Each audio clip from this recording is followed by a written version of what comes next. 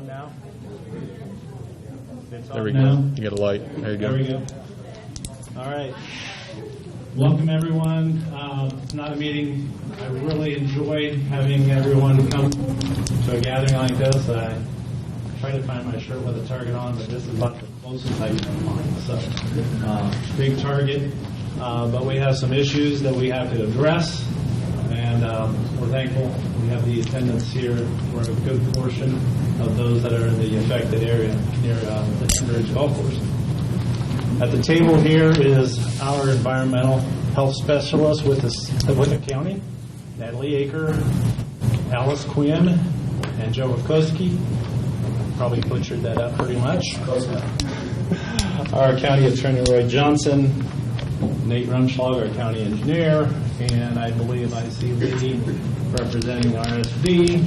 In the audience, our Mayor Ellis, Ernie Castle with the city sewage, and I've seen John Wicker, if I'm not mistaken. Probably some other people I've missed, but in that event, I apologize. So we're going to probably get underway with the health side of it, and then after that, we'll bring it on this side to have Nate and I go into discussion a little bit, and there's probably questions and comments at the very end. So I will turn it over to Natalie.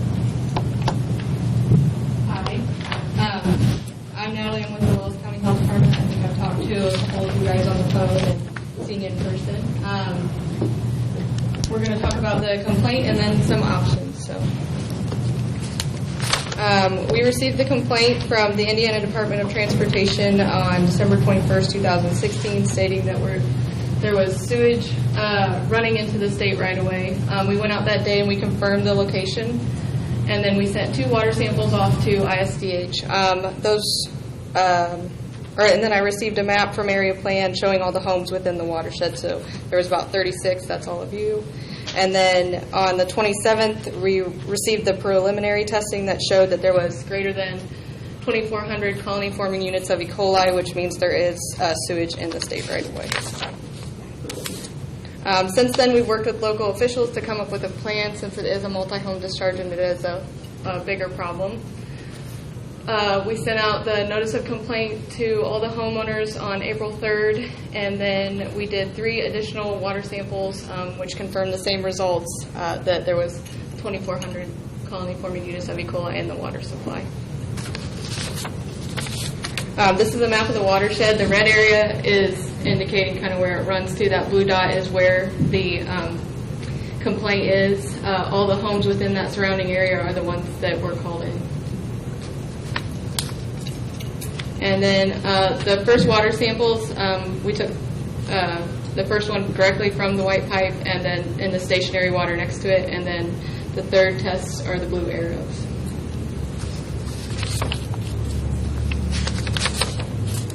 Dan, would you mind holding the microphone up closer? Okay. And I'm going to let the state talk for a little bit. All right. Oh, you want to go ahead? Yeah, there we go. I'm Alice Quinn with the Indiana State Department of Health. Thank you for inviting me to join you here tonight. Just so I know, how many folks in here live in that watershed area that might be affected by this? Just so I have a show of hands. Awesome. When we talk about an on-site sewage system, we're talking about the basic components being a septic tank and a soil absorption field that has not failed. So if we don't have both of those items, we really don't have an on-site system, or a septic system, as a lot of folks like to call them. When we talk about failure, it's not necessarily what you or I are thinking of as a failure, just in the general sense of the term. It's not that it's broken, it doesn't work as it should, something along those lines. We have very defined reasons for failure, or why we can document failure. So in our rule, Rule 410, IAC 6-8.3, in Section 33 of that rule, we define residential on-site sewage system failure. And the first part of that definition is interference with home plumbing. So the system doesn't accept the wastewater generated in the home at the rate that it's produced, and we have backup in the home. That's one definition of failure.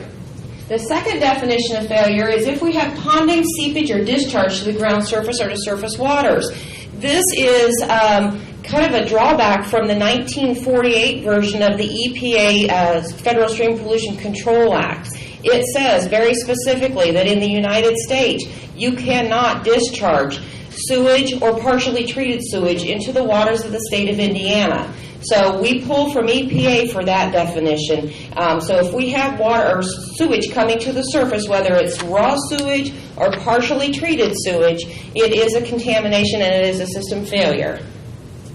The third definition of that is a discharge that causes contamination of potable, ground, or surface waters. This one might be a little bit hard to understand, but when we think about an on-site system, we're actually putting our wastewater into the soil where it's treated, and when it comes out of that system, it's potable water again. It goes back into the water supply. So we're essentially recycling that water after we clean it up. So if we're contaminating that drinking water supply, that's also a definition of failure for an on-site sewage system. And the last part of that definition states that a failure is a health hazard. A health hazard is why we do what we do, why the health department does what it does, and why we have to regulate on-site sewage systems. Because a public health hazard has implications for all of us. And if we allow these public health hazards to continue, it can cause problems, drinking water problems, disease problems in our population, and that's something that we have to prevent. So that's a definition of failure. Are there any questions about failure? Are we holding questions until the end? Let's hold them to the end. Okay. I'll give this back to Natalie. Okay, with that being said, we do have to abate the issue. So if you have an on-site sewage system, aka septic system, that is in failure, as defined in as defined in the rule. It's not on. You've got to have it right in front of your mouth. Is that better? Yes. Yes. Okay, got lots of head nods. Okay, so if you have an on-site sewage system, aka septic system, that is in failure as defined in the rule, or a septic tank with a discharge tile, you will be required. I think it's the battery. Switch to the battery. Pause.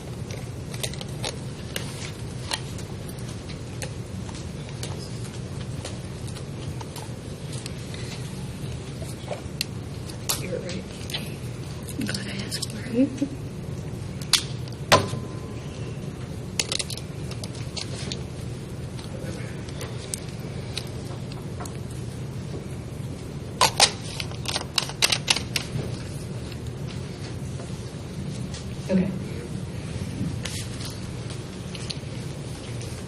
Okay, so you will be required to repair or replace your on-site sewage system in compliance with the provisions of Rule 410 IAC 6-8.3 and the Wells County Sewage Ordinance. This can be done in one of three forms. Obviously, sanitary sewer is the most ideal, and then you can also attempt to get a new residential on-site sewage system or do a pump and haul. And then Blake is going to take the mic and talk to you next.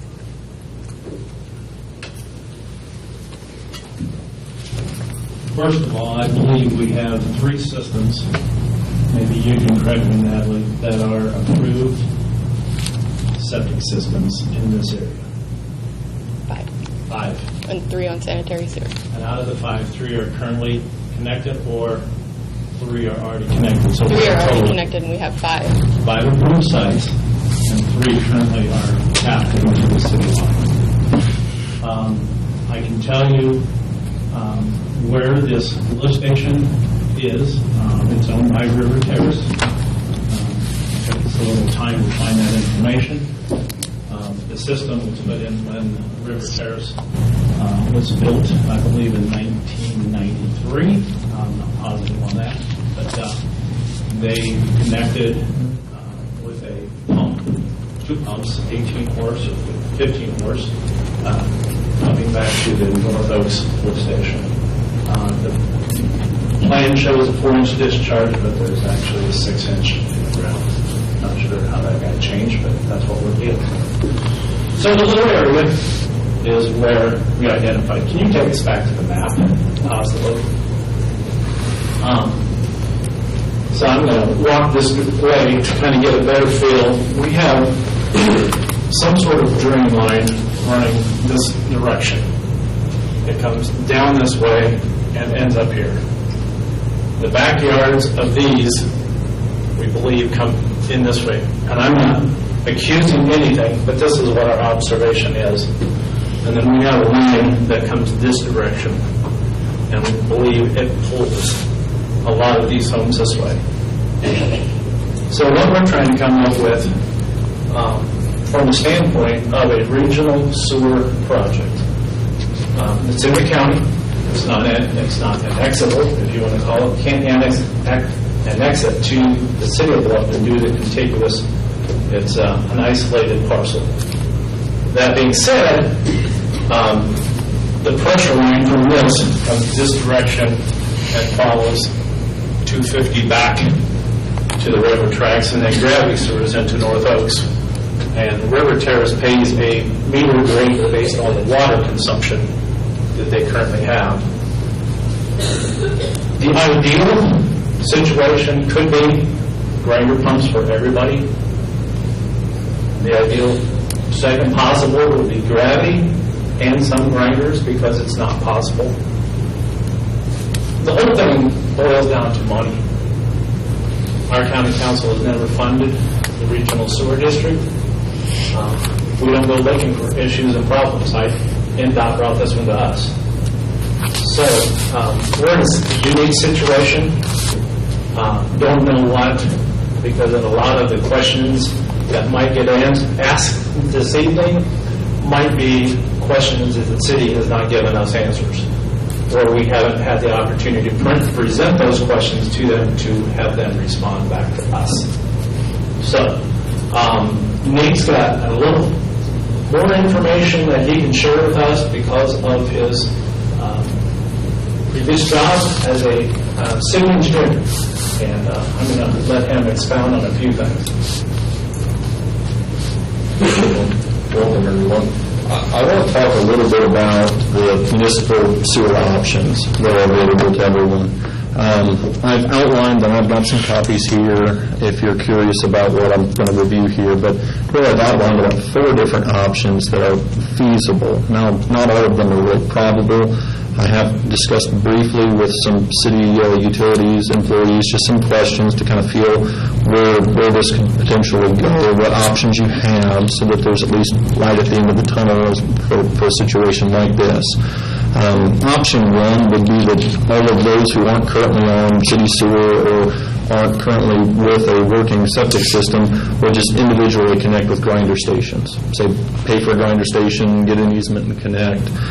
There's some hardships with that. One, as we pointed out, there's a force main that's on the north and on the west of this area, so really you're surrounded by city sewers.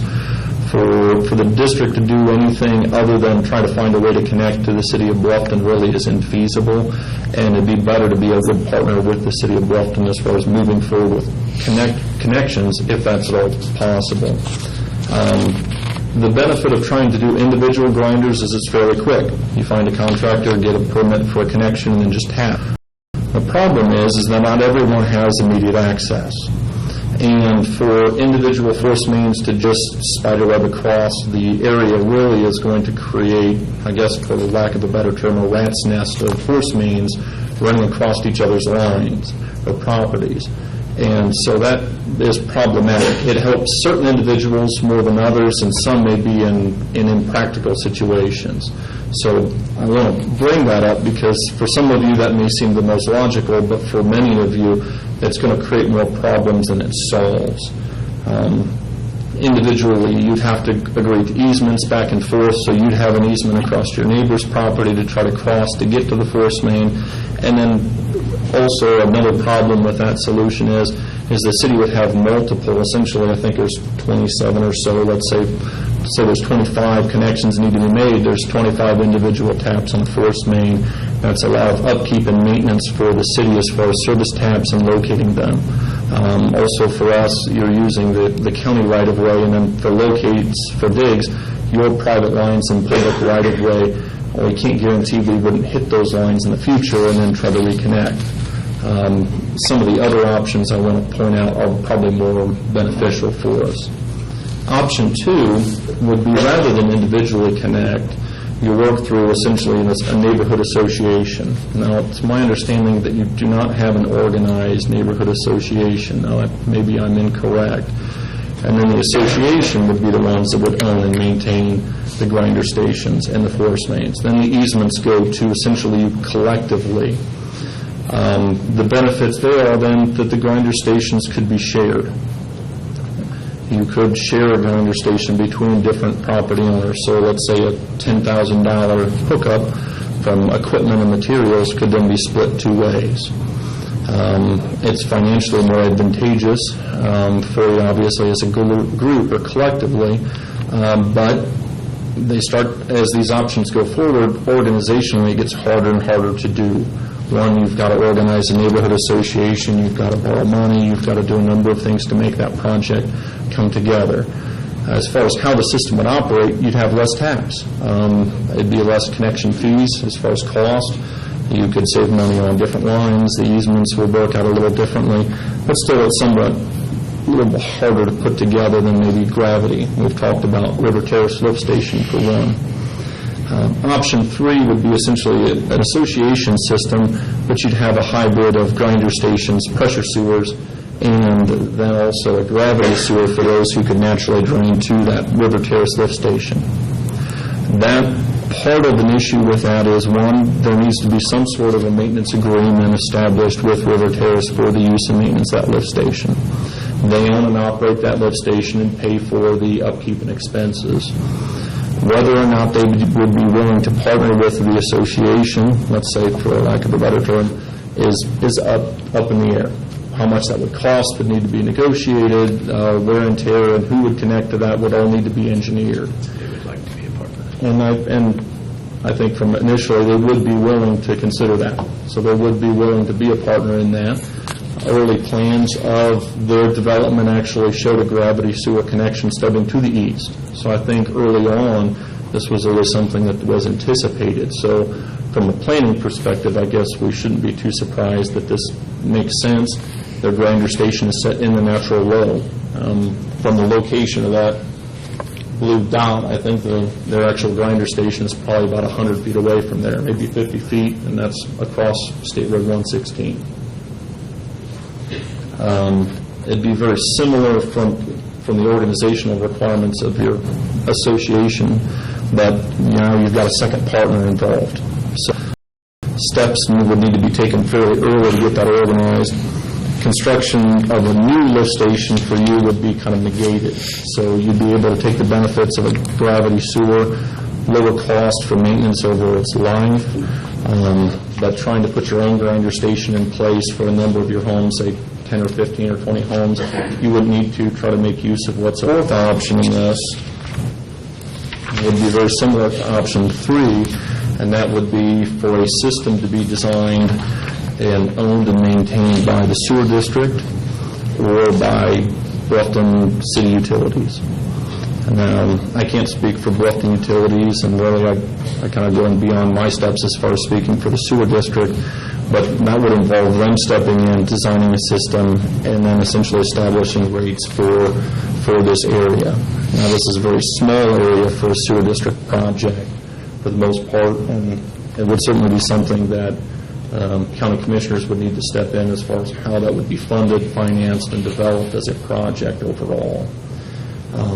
It'll be important to know what you individually are interested in doing, because there are some options that I outlined earlier that you'd have to decide that you don't want to do, and then would have to work with the sewer district to develop those. At that point, then the sewer district could theoretically look at purchasing or taking over the maintenance and upkeep of that grinder station, along with the gravity and force main sewers within your area, and then essentially offload the fee to you through sewer rates. So rather than you individually buying a station, the district would buy the station and then put that into a sewer treatment rate. So you would pay a collection fee, and then whatever treatment rates would be added onto that from the city of Bluffton as far as their treatment. It'd be somewhat similar to the Paxton-McKinney system, except in this case, it would be something that would be owned and managed by the sewer district, and then there would be a treatment agreement established between the sewer district and the city of Bluffton. It would allow the use of the public right-of-ways, so instead of using easements between each other's properties, you could use the street right-of-ways. In your area, I did a little bit of research. There's 50-foot right-of-ways, so there is some room to work within those road right-of-ways at this point. But it obviously would be a system that would still, again, have to be engineered to design, something submitted to the state for approval, and all of those take time and front-end money to try to develop. I think we've all tried to work out different options and plans quickly and without incurring cost, but there's going to be cost incurred to try to develop this. So, again, there's other options. There's a lot of ways to develop this. The latter option probably has some of the most flexibility, but is very complex to develop and set up, if that makes sense.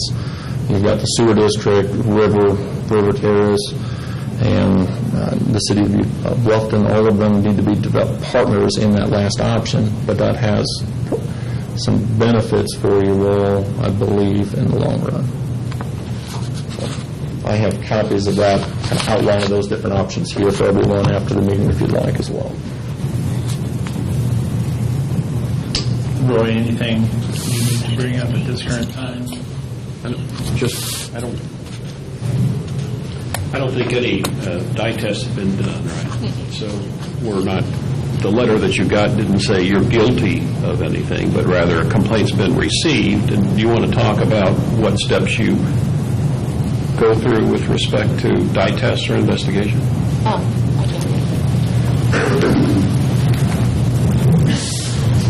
As of right now, if you have a permit, you would be excluded from dye testing. If we go forward with dye testing, if everybody kind of agrees to go towards sanitary sewer, we wouldn't necessarily need to do the dye testing. But if you choose to do the dye testing, anybody who doesn't currently have an up-to-code permit will have to go through it. Now we're going to open that to questions.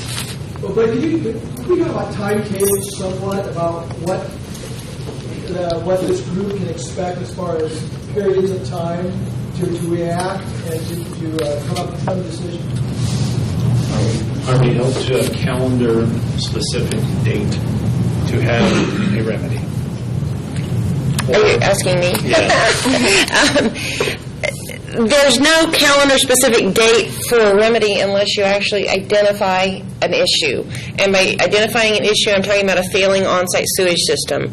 Once a failing on-site sewage system has been identified, it has to be addressed. And there's no way around that. It's a health hazard, an abatement order has to be issued, and action has to be taken at that point in time. If you're going to declare the home unfit for human habitation, typically it's between 5 and 15 days where that system or where that health hazard has to be abated. And the easiest way to do that would be to go on a pump and haul order, make your tank into a temporary holding tank. So that's the only time limit that we actually have. I hope that answers right now. I would like to give the group an idea of what type of a process and period that we should be talking about for moving ahead. Correct. It's not, we can't wait, is basically what we're saying. We need to address the issue. We would like 2 or 3. I think part of his question, and we have discussed it a little bit also. Hi, I'm Dr. Johnson. He's on the Will County Health Officer. I think his question, and I think we've discussed this, we have evidence that there's contamination. We have a complaint, and so we know that there's E. coli. And we suspect that these homes are involved. So we have sent the homeowners a notice. So I think his question is, based upon where we are now, we have not done dye testing. What kind of timetable is mandated before some action has to be taken regarding these homes?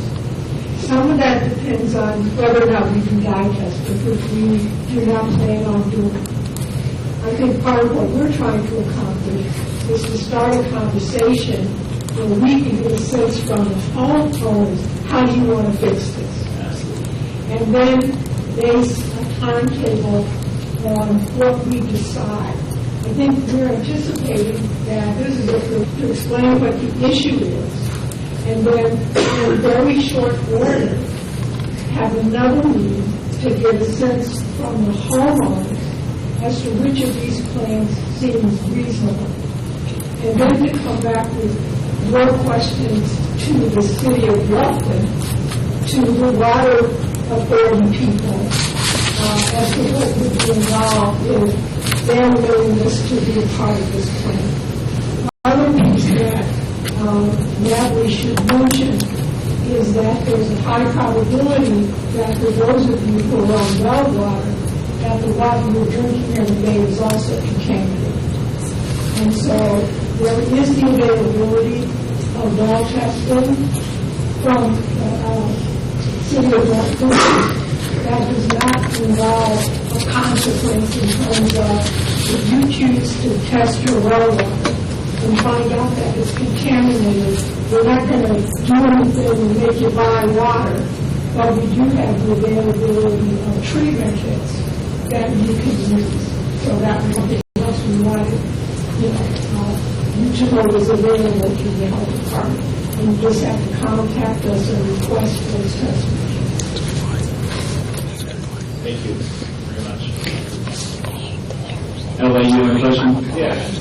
Blake, I remember on the McKinney-Paxton project when DLD first drew up their drawing and then come to find out that the city would not accept the sewage. I think that is the first thing that needs to be discussed here. Well, I appreciate that. We are going to be getting to that very shortly because my goal at the end of this evening is to have 3 to 5 individuals willing to step forward, be part of a group, sit down, and go through each item individually that would need to be addressed should Bluffton utilities need to be involved.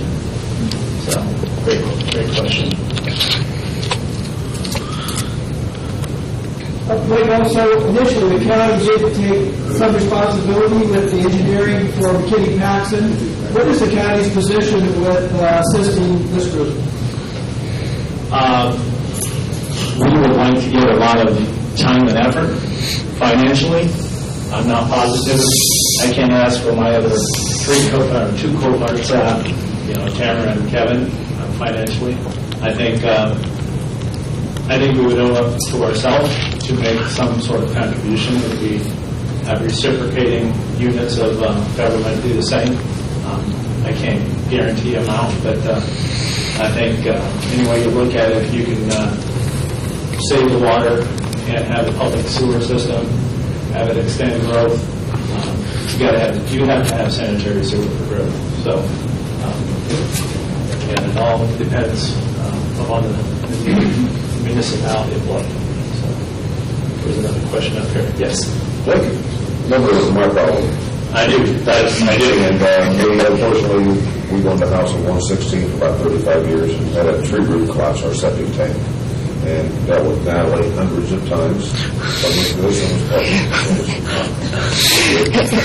was But we met with Mayor Ted and Ernie Cassell, and whatever staying your engineer there, they told me at the time when I met with them, there is no hookup to River Terrace because it was going to cost them $500,000 for a new substation, is what I was told, or we were told.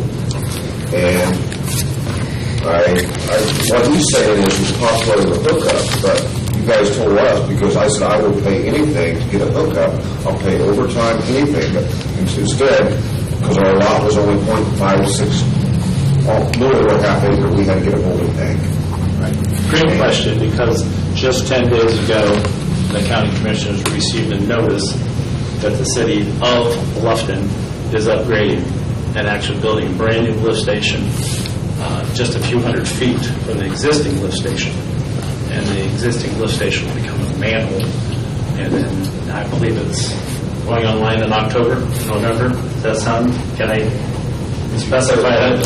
Station, That's the North Oaks lift station. Right. That's completely, this River Church lift station pumps to North Oaks. That station pumps to a gravity line that makes its way back to the treatment plant behind the So, will we be able to look into that? That'll be a question that I would like to have 3 to 5 of you step forward to be part of that I discussion. remember about 15 years ago, like I said, we've owned it for 35 years. About 15 years ago, there was a big thing that was going to bring city septic out there. And it was, at the time I heard it was like $10,000. Now, what I've talked to Ernie and Ted about, they said now the price is going to be like $17,000 to $20,000 to hook up to city septic. And those were just estimate prices, but I don't know whatever happened, why they didn't ever proceed with that back 15 or 20 years ago when they had talked about it. I don't know the entire detail of that. I do remember briefly that conversation. Ted said he was just coming in the office at the time, and he said he remembered it being talked about, but he didn't know much about it either. Right. That being said, I can't guarantee what dollar amount it might be. And that's why if we can have participation, that way we know, and you guys would know, we get the best dollar value for our dollar. So. But we have had water testing at our place on 116, and the water has tested good. Now you can confirm that, can't you? Yeah. Good to know. There's another question back here.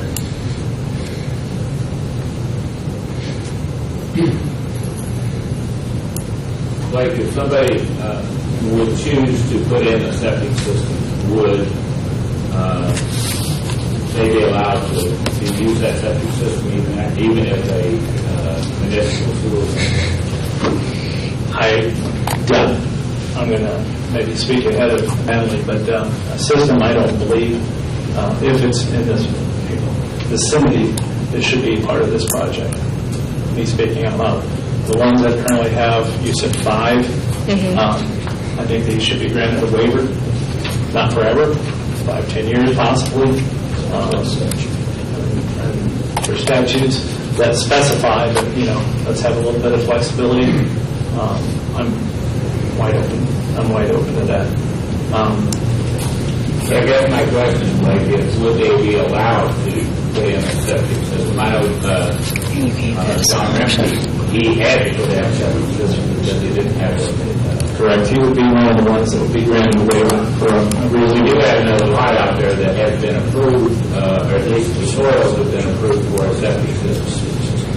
Could that? If I would say at this juncture, I would say they would have to be part of the project.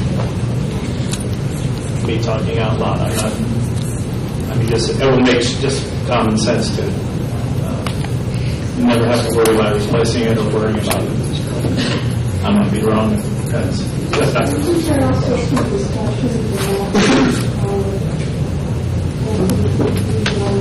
homes that use the septic system, the soil and the proximity that some of the homes might not be. right. The soils in certain areas. The soil may not support it. Not supported, and do you know which lot he's referring to? I have no idea. Which lot?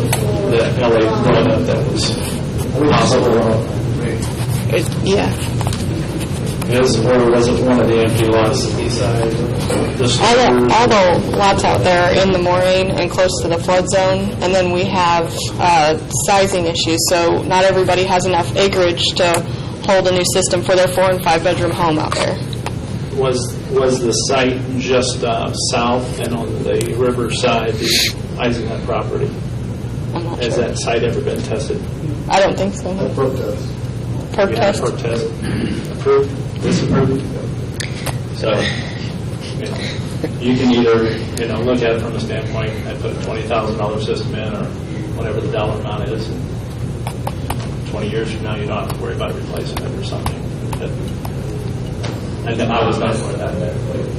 I'm sorry? Go ahead, John. I'm John Remke, and we're the ones that just put in a new sewer system and we built a new home. You're looking at about $30,000 to support a 3-bedroom home. You need almost an acre or half an acre of ground. You have to stay away certain distances from any neighbor's property, maybe 50 feet, something like that. So it takes a sizable area to put one of those in. And it has to be separated from your well. Correct. There's a separation distance. It's 50 feet from your well and 10 feet from the house. I got that right. 5 feet from the line. Yes. What the dark here, that is the watershed, right? Yes, this is the watershed that's coming this way. Point to 116, 116 would be right here. and then 250. 250 is right here. So part of 250 is not in the watershed. Is that what I'm saying? They're not in the but they're They're not in the permitted. watershed, but this line that is running behind here Right. services, I believe, some of these homes. Right. So it's very possible these could just tap into the line right here. I'm speaking ahead of myself. If Bluffton would be on board, but if the system you currently have and you don't have enough acreage to expand, then we'd have to make revisions. The other low area is up here that currently NDOT is working on. Who dictates the watershed? Dictates the watershed. It's just the natural topography and the high areas, everything that's in between. That glaciers. Yeah. So the topography. This is like their high area. Everything drains to that. Yes. Everything here is coming right to here. Gotcha. Correct. So in the mailing, it said that there were 3 homes that were verified to cause issues, correct? There's 3 homes already on sanitary Homes sewer. that are already connected. Yeah. So I believe this one, and maybe this one. Possibly. So for me as a layperson, can you explain what a dye test would do, and if the dye test came back negative, what happens, and positive, what happens? There's no negative dye. I mean, right now, dye test is way out here. I mean, we're not even thinking about it, but I will. Explain why, Blake. I mean, we discussed that in the beginning package. If they dye test, then I guess. I mean, if the dye test, you only have 30 or 60 days to make a fix, and if the fix is not available on the ground you own, you go to a pump at home. Well, that's what happened to me. You didn't give me no choice. Actually, it's 5 to 15 days because if we confirm that you are in failure, then your home will be deemed You give me unfit. no choice. Right. You go on a pump I'm down home. right now. Right. So. And that's why we're here tonight. We would like to have support from a group of you to work with us to come up with a positive solution. Yeah. Blake, can I ask the question of the engineer? All of the homes in this area drain to the one spot. My grass. Is it possible to use a step system, upgrade those pipes at the same rate or whatever, but upgrade them to PVC pipes so that everything's filtered? Eliminate the downspout and the sump pumps that are going into the existing tile that is coming here. Maybe use that as for the downspout and the sump line. Put a new line in, gravity, but use a step system so that the solids from our home would not be in that tile. Is that possible? I'm not aware of a system where you would do a combination, like, I guess what you're talking, like a gray water system where you would collect the solids and then still pump out septic tanks, but then the effluent would then gravity to a discharge point, say this grinder station.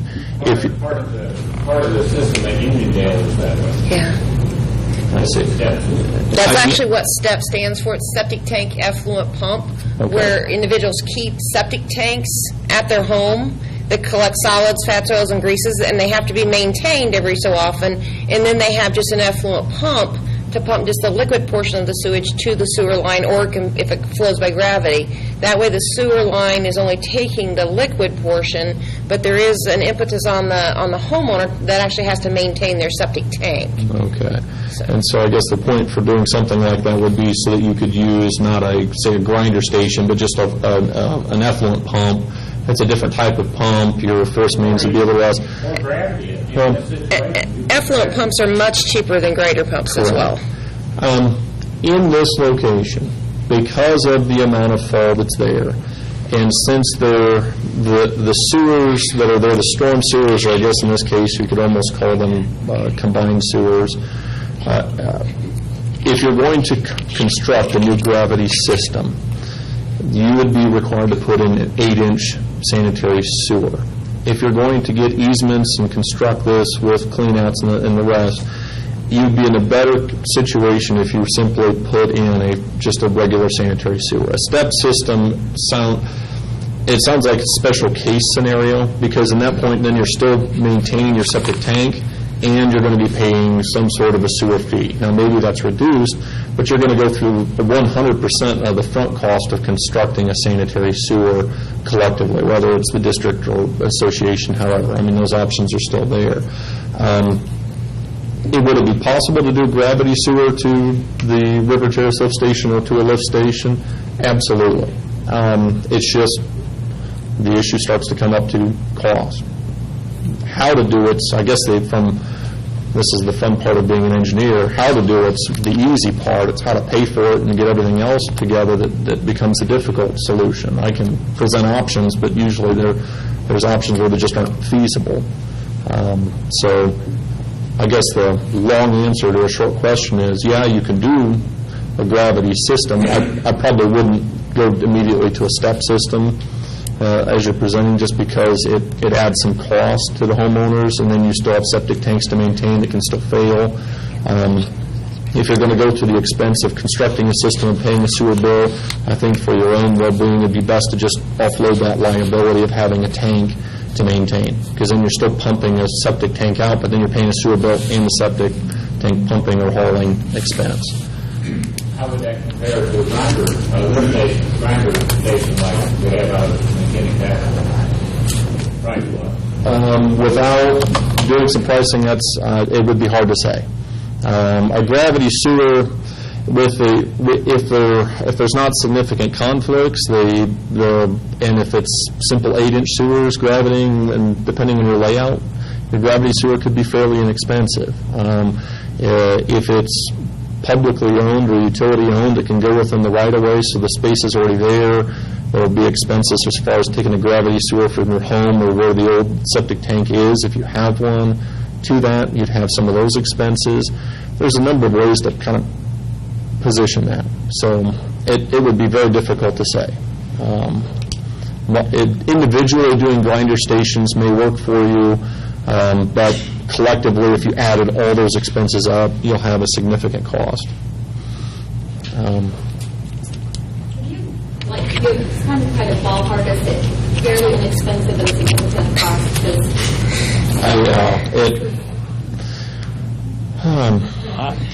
Not really. To me, fairly inexpensive is $5. Yeah. So, is this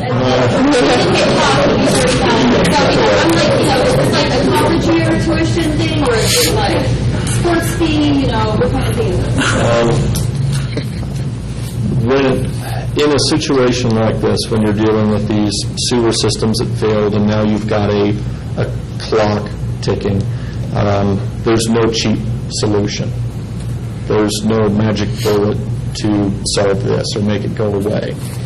Once the complaint is filed and once this is found, everyone, and you can see by the attendance here from your elected officials and myself, I think we understand the gravity of the situation and the importance to everyone. Certainly, I don't think anybody wants to start doing dye testing, because then it puts you in a position of you're essentially playing a gamble that maybe my system is not the one that's causing the problem and I can avoid the expense. The risk is that if your dye test comes back positive, you essentially have 15 days to go on pump and haul, And there are people here who will testify that that is not something that you want to do voluntarily. If we can get a general consensus of how to solve the solution, and understand what's right. Solve the problem. Solve the problem. So if we can find a way to solve the problem that's kind of generally agreeable, then we can work within the schedule that the state will agree with. We have a little more latitude as far as setting the timing because you can present to the state how you are approaching this. Not doing anything isn't an option at this point. But as far as cost, I can't say. Part of that depends on the contractors that would bid it, the type of system that would be proposed. I could safely say that individually there's probably no way that this system could be constructed for less than $10,000 per lot. $30,000 per lot is probably the high end. I'm not recommending by any means that everyone just write a check for either of those two amounts and put it in the pot. That's not feasible. So a solution is going to have to come where a group, or whether it's the sewer district or others, are going to have to step up and come up with ways to try to address these collectively. It's a county issue. I'll give you an example. There was two bids that were taken from the city Pax McKinney project. One was an entire pressure line system. I just did the calculations. It was about $17,000 per tap. That was an entire pressure system. Now let me figure out with what they did. They went a gravity system for about 2,000 and some feet, and then they included the other remaining on a pressure system. And 1.7 divided by 74 taps, 23,500. And how do they handle that from a cost perspective? Is the payment add-on or is the lump sum take out a loan? The project itself was part of the financing was redone through the state revolving loan fund. The bond, that was the bond interest was rewritten from 3.0% to 0. And with the savings from that bond of a little over $2 million was given back as a no-interest loan to utilize for the extension of the Pax McKinney. So that included grinders to each person, free of charge, no tap fee, and then a maintenance agreement, I believe, for 10 years to those affected in the Pax McKinney. Unfortunately, I don't know if that can happen again.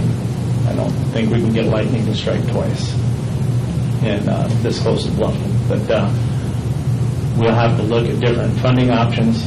You know, it's possible that the county could finance it.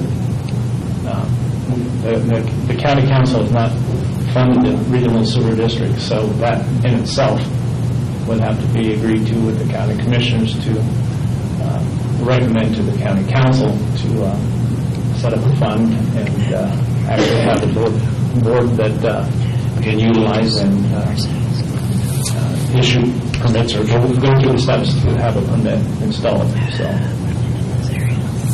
yes, Doug. Like reassessments that just came out through the mail, and everybody's house is not going to be worth the value of because of the situation here. Is this something they should put on their reassessment because the value of their house is not going, because if it needs a $20,000 or $30,000 septic tank? I mean, what I'm saying, I don't see it lowering it actually making property more valuable. You would have, but currently you're saying it should be devalued because of the issue that we are currently having, correct? Don't you agree with me? It's not going to have such a selling point right now? At this particular time, yes. How long does this process typically take for a project like this? How long does it typically take to get it implemented? Pax McKinney from 1999. So 18 years. How many years? And I kind of tag on to Doug's comment. I mean, our taxes are going to continue to go up, and we've got this $30,000 bill out there, and people do want to move on, and they want to sell their home. How are they going to sell that when that does continue to go up? We had that exact problem with, and Tell us how you handle it. most of them put money in escrow at a closing. That most of them what they did, or else if they didn't want to do that, they just reduced the price, anywhere from $10,000 to $15,000. But we don't want that to happen. And that's why we would like to have support from a group of you to really come up with some good ideas that we can get our heads together and make this a project that can get done in 2 years or less, maybe a year or less. Just depends how quick and excited or unexcited you might be. Yes, Doctor? Do you think it might be, at this point there are so many questions, but do you think it might be a good idea for us to have the homeowners sort of write down their questions and submit them to the health department? And we can look over that. In addition to that, maybe would it be too soon at this meeting for people to step forward and volunteer to be part of the group? Maybe their paper will say, I would like to be. Yeah, okay, all right. And to submit to the health department based upon the information that you have, and after you've had a chance to review the different options for solving the problem, to submit to the health department questions and comments. And then we could, for the people who want to be a part of the group in solving it, we can meet again, go over that information, try to digest it, put it together, and then have a meeting with those people who want to be part of the core group, and then schedule another meeting with the entire group. Because this is not going to happen at this meeting. It's too complicated, too many options, too many unknowns, and so it's just the tiny beginning of what needs to happen to solve it. Thank you. Any other comments or questions? Yes. Wait, can I ask Mayor Ted a question? You can ask y'all. Yes, right off the bat. So, I mean, it appears that it boils down to the fact that can these people connect to the city of London?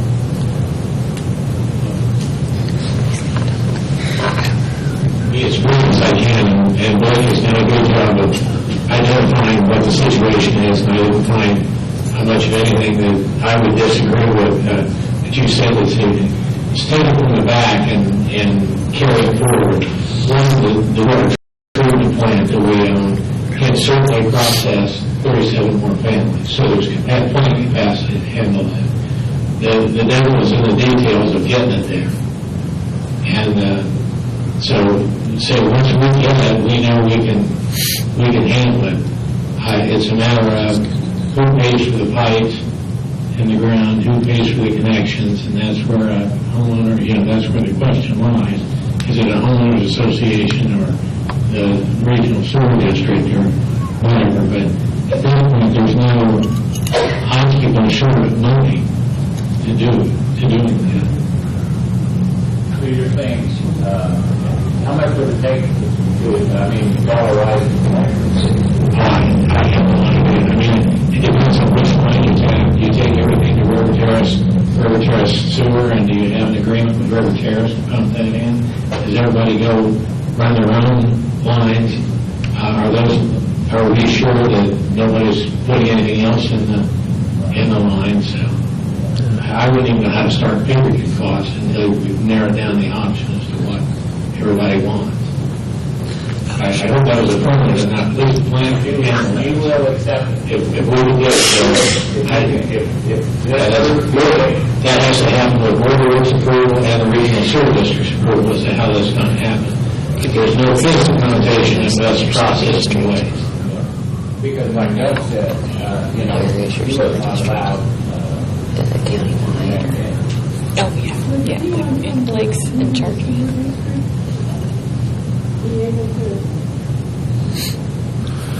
Lee is our only representative. He has asked a couple of questions currently, so we appreciate that.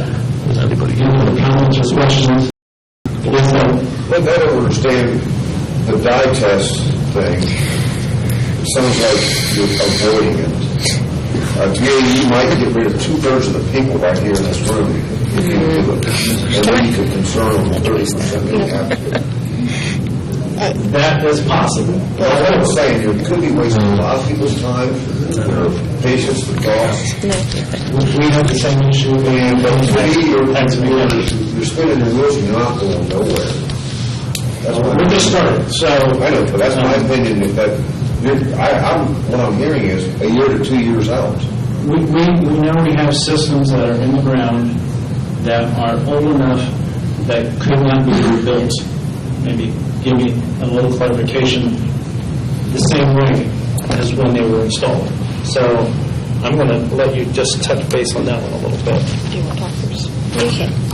Okay, the systems that we have permits on, there were like clusters of homes, and we have the map showing that about 5 homes are clustered into one spot, 4 homes are clustered in another spot, and they drain directly to the Wabash River. So that dye test is just going to go straight there. So that is the majority of everybody in this room have permits that way. So we wouldn't be eliminating anybody because we can prove that that's where it's going. It's going straight to the river. Unless you've had a system upgrade since then, that's what's in the ground and that's where it's going. All 35 of these homes, or 32 of them, would fail dye test? The majority of them that I have permits for would. I think I only have a few without permits because they were permitted, or they went in before we even had permits. Natalie? Yes.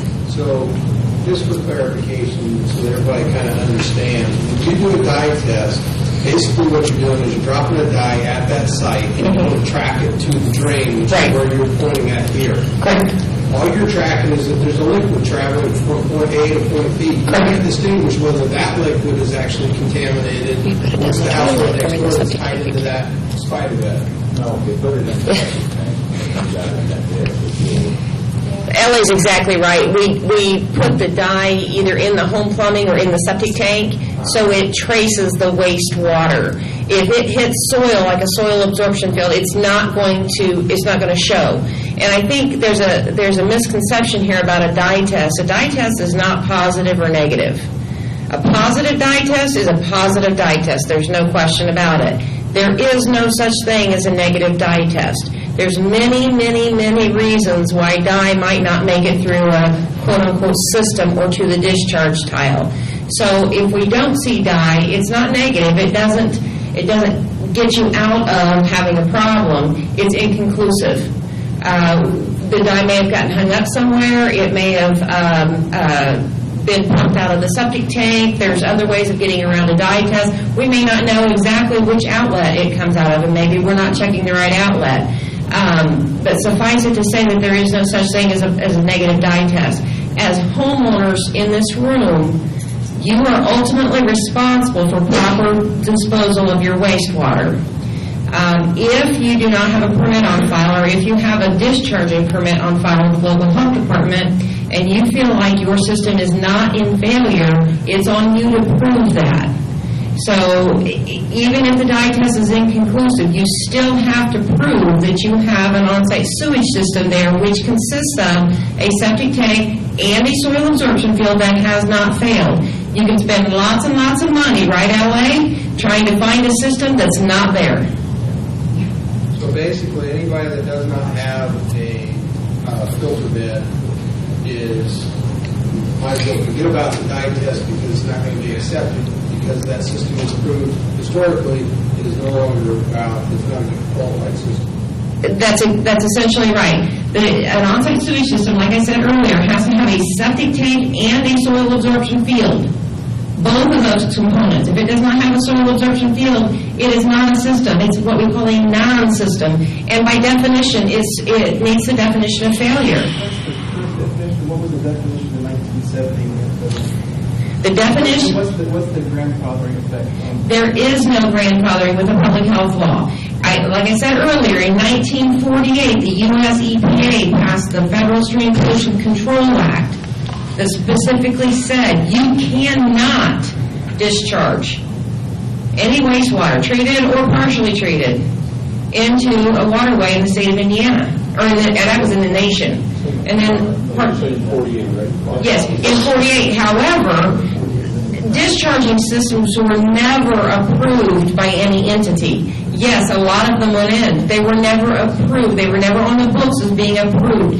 There's absolutely no grandfathering of a sewage or of a health hazard, a failing system. After what year, let's say 1988, any house built then and after? Can't guarantee you that.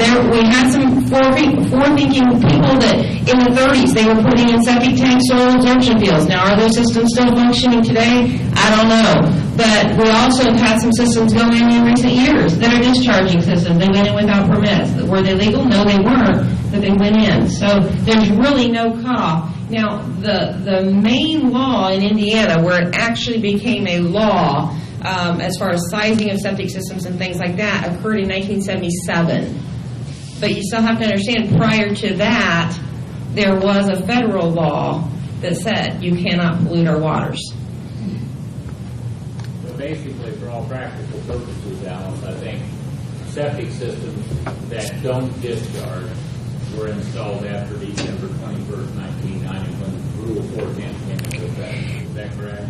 That is when Rule 410 IAC 6-8.1 came into effect. But LA, that 6-8, the precursor to that 8.1 rule, was in effect in 1978. It was actually recodified from HSC 25 that was in 77. So. Here in Wells County until 1990, we discharged septic systems. I have no doubt about that. But like I said, there's no grandfathering of those systems, even if they were printed through the local health department.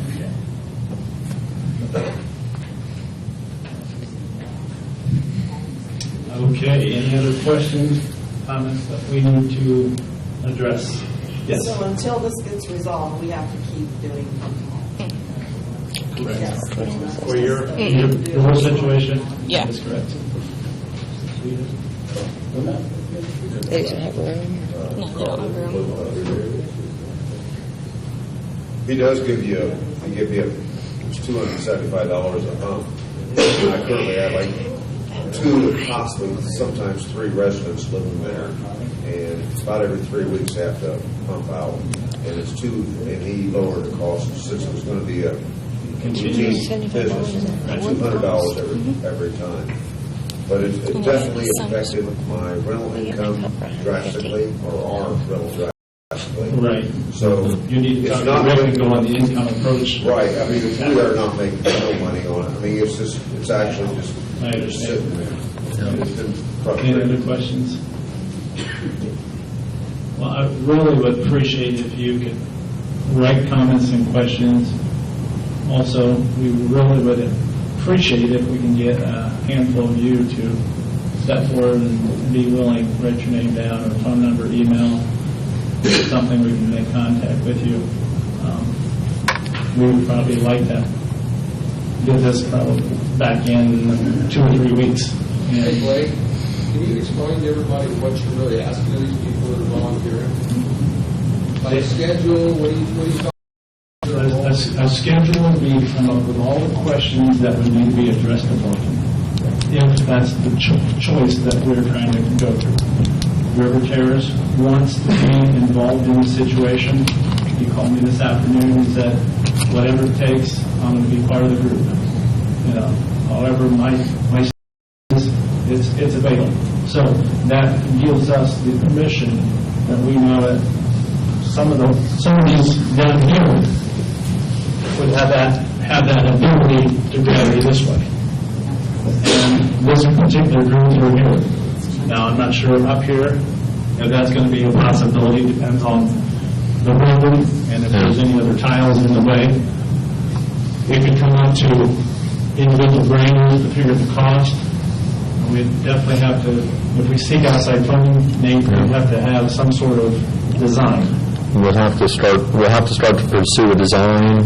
Who do we want to have design it? I mean, there's a number of questions that are just running through my head. Who do we want to have design it? What type of designs do we want? I mean, it may seem silly, but does someone here have a sacred rose bush that they don't want a sewer to run through? You know, it gets to be very personal. We talk about the money, but then there's just simple things that, you know, if a sewer needs to go through a tree and it saves $5,000, I think collectively everybody says yes, but individually it's your tree. And so how do you do that? It becomes, as absurd as those situations in some cases seem, they become stumbling blocks to a project developing. And so how do we answer those questions for you without individuals' participation is difficult because we're trying to read everyone's minds all at the same time. And that's, you know, when you get good at it, but you're never going to pick everything up. So there's just different ways we'd have to do that. And then even then, depending on funding or grant sources, I'd say it's very unlikely to find grants for this area. Typically, and then that process just delays it even further. So I think that there's going to have to be some collective interest from the individuals in the area, because it's going to give Blake and the county council the backing to feel comfortable saying, we're going to invest this money because this is important. We don't want to be forcing people to do something you don't want to do, but you're in a situation where essentially we don't have much of a choice. Something's going to have to be done. Are you telling me that substation is available? The station is, but not the line. The station. So why did everybody not tell us the truth and said that substation was at full capacity? Mayor told me that, Blake, you told me that, Ernie Cassell told me that, but everybody told us. I said, I will pay overtime to have that done over underneath the road. But everybody told me it was at full capacity. We found that out. That was told by us probably 6 to 8 weeks after we started talking. It was contact me. Probably the station itself, you could not go in. You would have to go into the pressure line, which is owned by the city. The pump and the big concrete area is owned by River Terrace, but the 6-inch discharge line coming out is owned by the city. But I don't understand why this all come available now after all this happened. We're not sure it's available. It's only going to be what the city says will be available. So the mayor said it's going to cost around $500,000. I think we're talking about two different things. I think we're talking about the North Oaks lift station, which we weren't allowing to do that. New customers. No, we're not talking about the North Oaks. That was never brought up in our conversation. That was the lift station that was at capacity. What's the River Terrace? The North Oaks lift station was at capacity. So this River Terrace station was pumping to the North Oaks, so they could not add more fluid into that line. Doesn't River Terrace pump to the North Oaks? Yes. So how can you have capacity of that one and it's all going No, it's the opposite. River Terrace has capacity in the lift station. No, it's good. Trust me. The 6-inch discharge line going on 250 is way bigger. The 6-inch discharge line is good. So it actually No. This pump in Blue Dot is the River Terrace lift station. So River Terrace is coming into here. The pressure line, which is owned by the city, the 6 inches comes here and follows this all the way back under the tracks, and then gravities down into North Oaks lift station. So the North Oaks lift station is the one that can't handle any more capacity. Until is that dumping in the North Oaks lift station now? Yes, it is. So it's already at capacity. So are we increasing the North Oaks? Is that what you said? Correct. That's the one that we just got a permit 10 days ago. Notice that the city will be working on this fall. Right. So that's kind of closures. You're getting extra capacity to handle the extra capacity. This leads us up that we have this option, Right. that we can utilize that pending what the city of Bluffton would require from the group. Mr. Landis. I don't see we have any other option to use that station right there, but I think we need to find out, is the city going to use it? what is the retirement home going to charge to look into it before we can go any farther? We have no other options but use that right there, unless you can tell me another option. I think we're on the same page, you're getting close to it. Okay, well then, I mean, there's nothing to discuss until we find out if we can do that. But you're telling them you River Terrace said we can use their lift station, they want to be part of that negotiation. okay, then what we're going to cost to do that? We don't know. I know if we can have a group of you and us work together to make that happen, that'd be fantastic. Yes. This question is kind of all subject, but Natalie, when I talked to you, the buildings are going to put in BP, the Woodlands, I'm going to ask you, that they're building houses left and right back there. I had heard they was at full capacity, but I still see houses going up left and right. Where at? The Woodlands, that is inside the city limits. And that particular line, when they went to IDM, everything in that subdivision was approved. So they can build every house on every lot, but once that's done, it's done. Same with me in Belgrade. You know, if I want to go farther out of my subdivision, that would require a city approval. But I can still build on the remaining lots based on my permit and my same with that. There was another question. We got answered.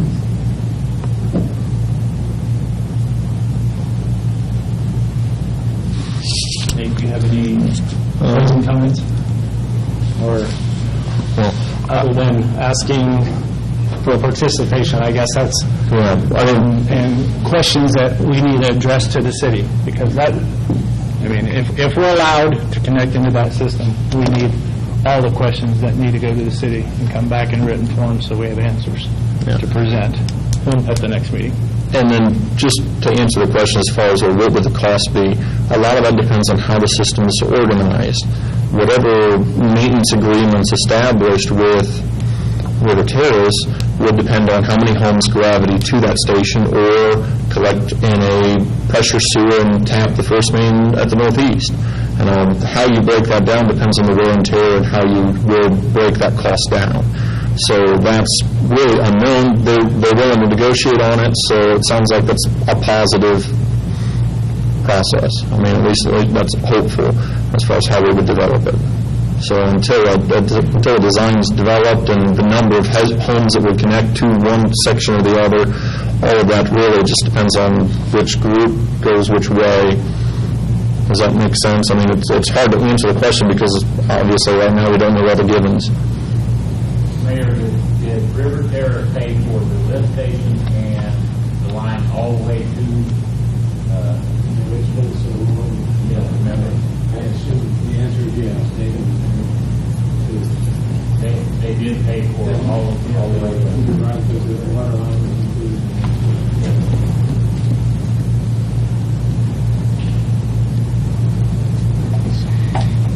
Okay, so I'm looking at grants, like, I know you said that would be like take longer and everything, but what I'm seeing is that a lot of time it has to be the governmental type that has to apply for that grant. Is there going to be somebody that's willing to do that? Most likely would be your regional sewer district would be the grant applier because they would be the ones eligible to request the grant and to bond. That would be the issue as far as borrowing money. It would be a debt that the sewer district would incur. Any fee structure would be broken down based on a treatment expense to the city of Bluffton and your debt service and any maintenance and upkeep. Those are usually the three pieces that would go into your bill. So you're going to pay your treatment rate, which would be negotiated in an agreement between the sewer district and the city. The bond expense, depending on how it's, the interest rate and what you get, I'd say grants are unlikely, but certainly until we apply, we wouldn't know.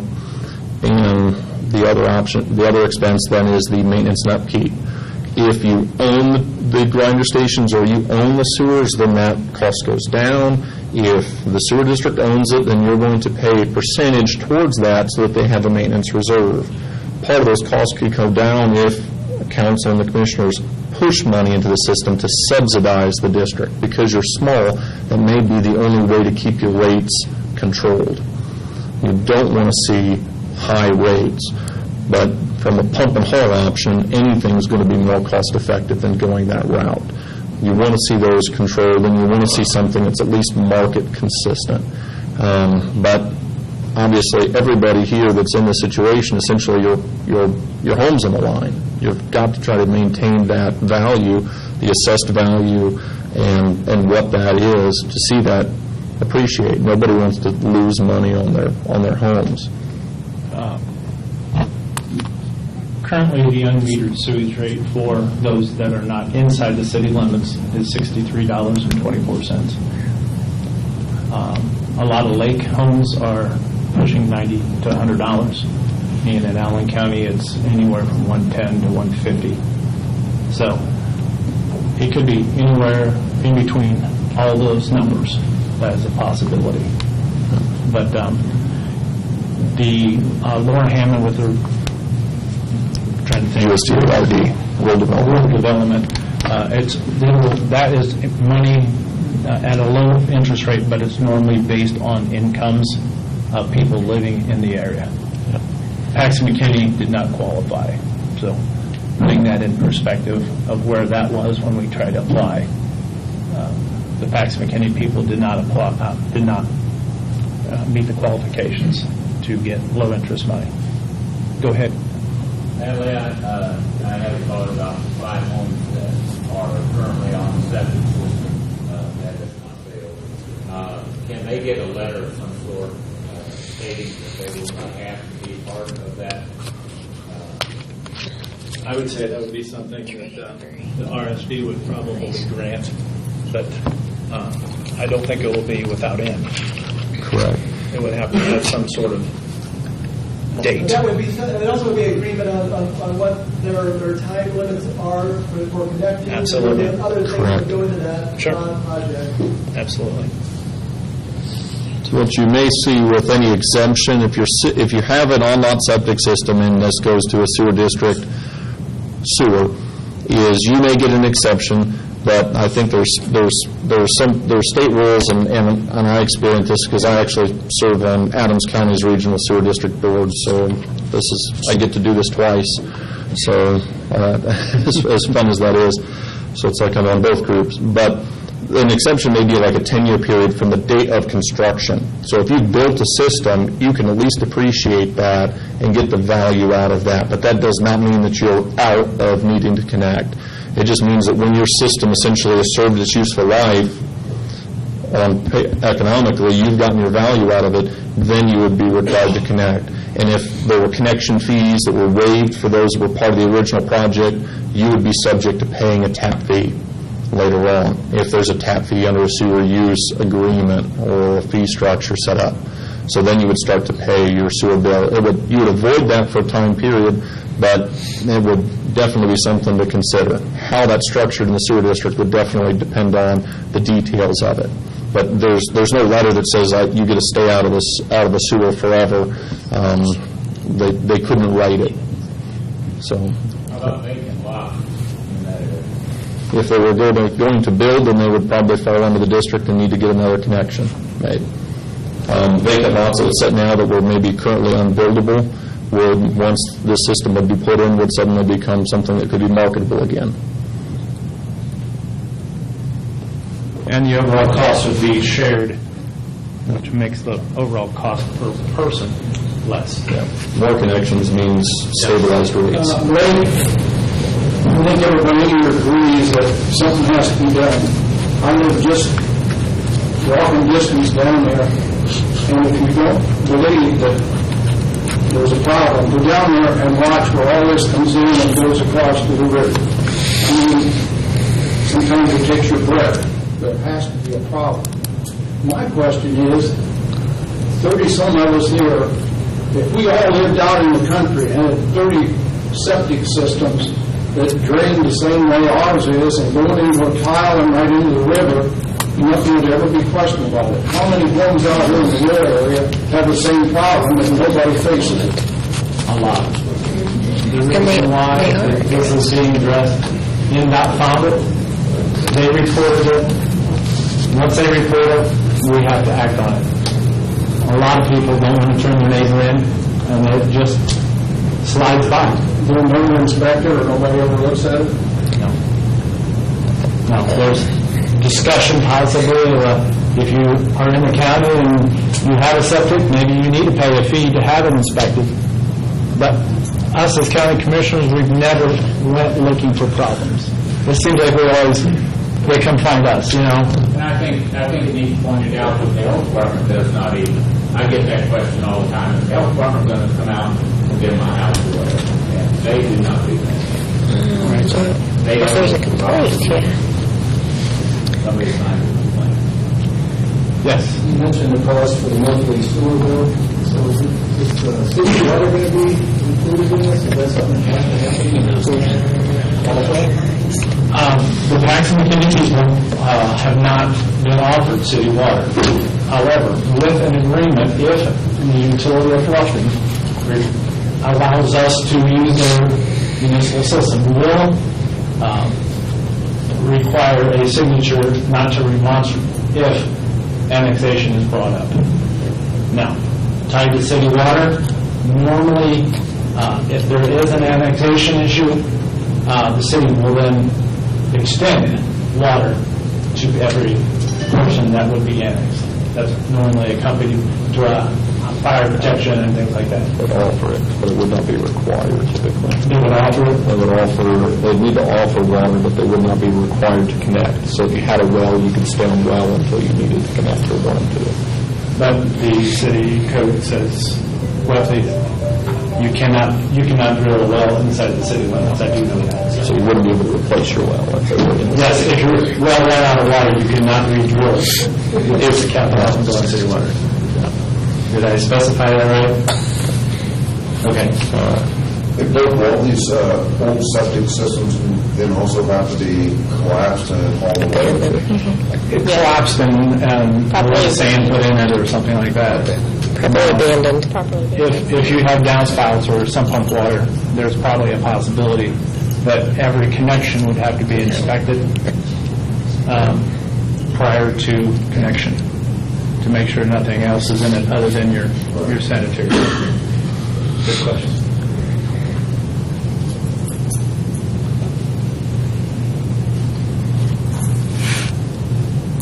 Well, that being said, if there's no other questions, has everybody got a paper that they can, do we have anything that we can pass out that you guys can? There's scrap paper in every folder, so if anyone needs a pen, you have some. So please contact us if you would like to be part of the group in essence, it's going to be what we're going to try to do is get the cost as cheap as you can and all the questions that need to be addressed through the city. So we don't overlook something. We want to be transparent. So that being said, any other questions, Natalie?